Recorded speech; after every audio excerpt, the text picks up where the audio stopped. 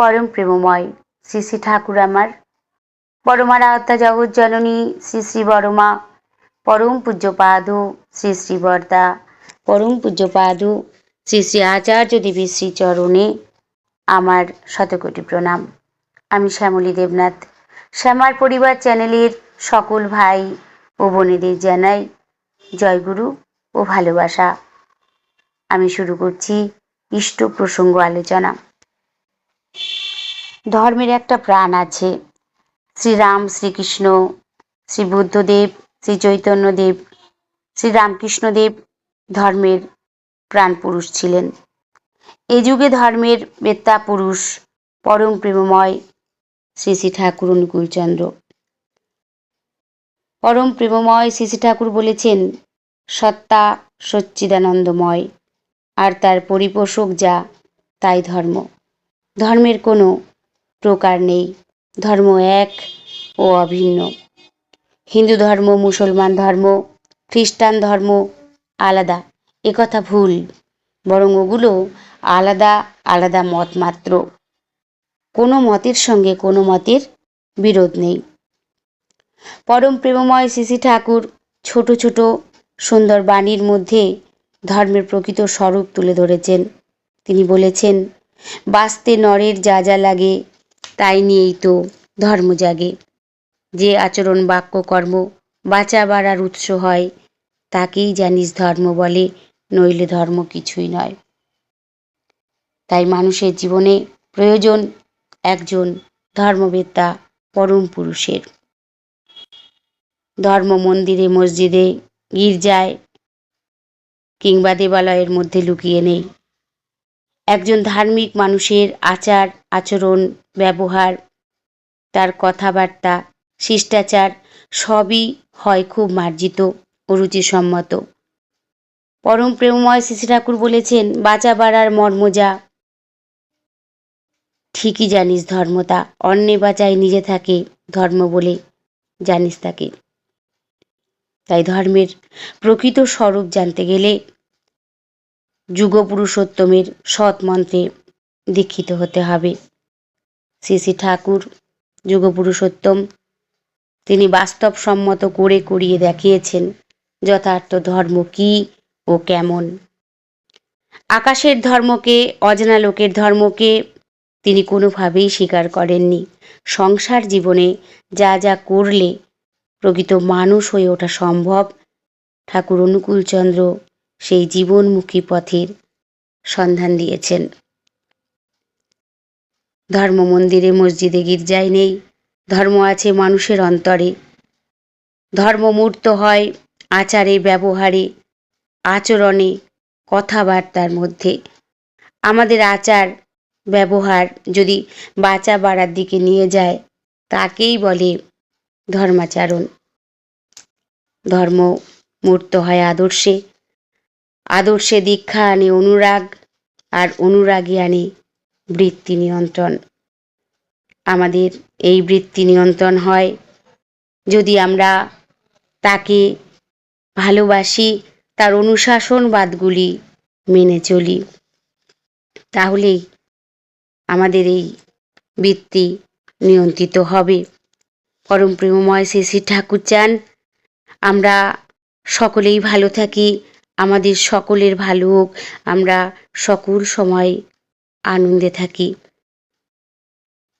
আমরা আমাদের জীবনে সকল কিছু আনন্দের সহিত যেন উপভোগ করতে পারি।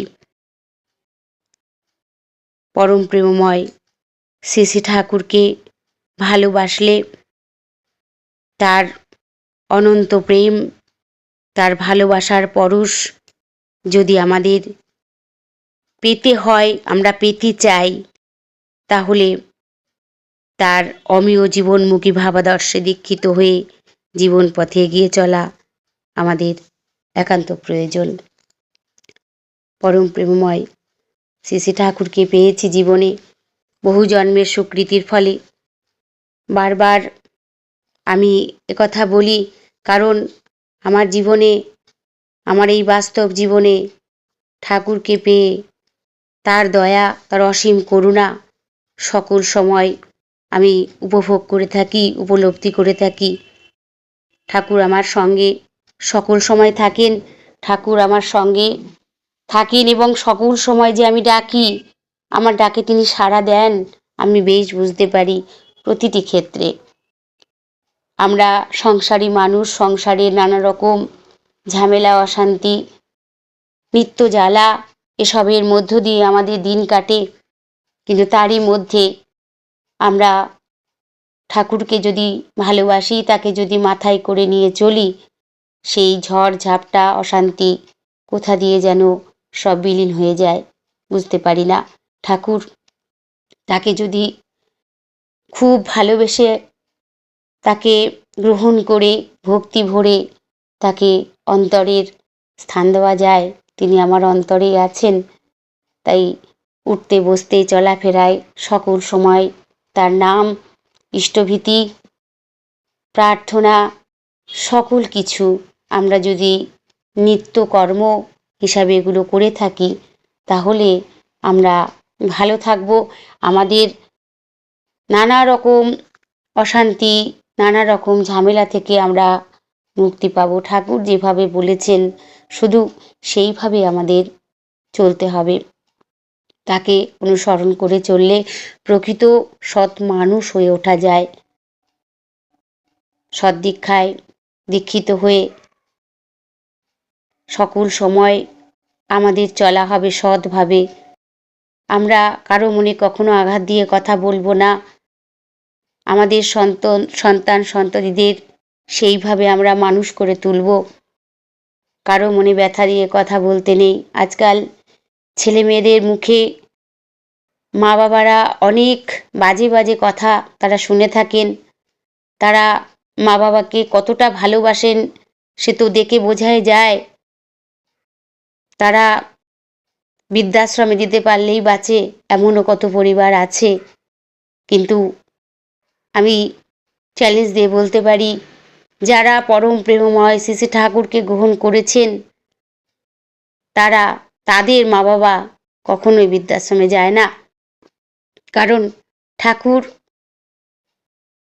করে করিয়ে শিখিয়েছেন, তাই আমরাও তার মন্ত্রে দীক্ষিত হয়েছি।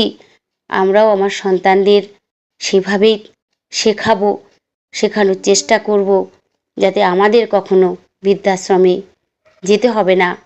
এই চ্যালেঞ্জটা সকল সময় দিতে পারি। তাই পরম প্রেমময় শ্রী শ্রী ঠাকুরকে পেয়ে জীবনে ধন্য হয়েছি, জীবন সার্থক। সকল সময় চেষ্টা করি তার পথে অনুসরণ করে চলার, তাকে মাথায় করে নিয়ে চলার। জীবনে আর বাকি আছে এখন সব আনন্দ, সব কিছু আমার ঠাকুর। আমি ঠাকুরকে নিয়েই থাকতে সকল সময় ভালোবাসি। ঠাকুরই আমার পরম বন্ধু। তাই সকলকে আমার একান্তভাবে অনুরোধ, সকলের কাছে যারা যারা পরম পিতার দীক্ষায় এখনো দীক্ষিত হওনি, তারা দীক্ষা নাও। তাকে গ্রহণ করলে অনেক কিছু জানা যায়, অনেক কিছু শেখা যায়। প্রকৃত সৎ মানুষ তৈরি হয়ে ওঠা যায়। আমরা সকলেই পরম দয়ালের জয়গান গাইব, তাকে নিয়ে চলব, তাহলে আমরা ভালো থাকব। পরম দয়ালের শ্রী রাতুল রাঙা চরণে আমি সকলের জন্য মঙ্গল প্রার্থনা করি। জয় গুরু, বন্দে পুরুষোত্তমম। সবাই ভালো থাকবেন, সুস্থ থাকবেন।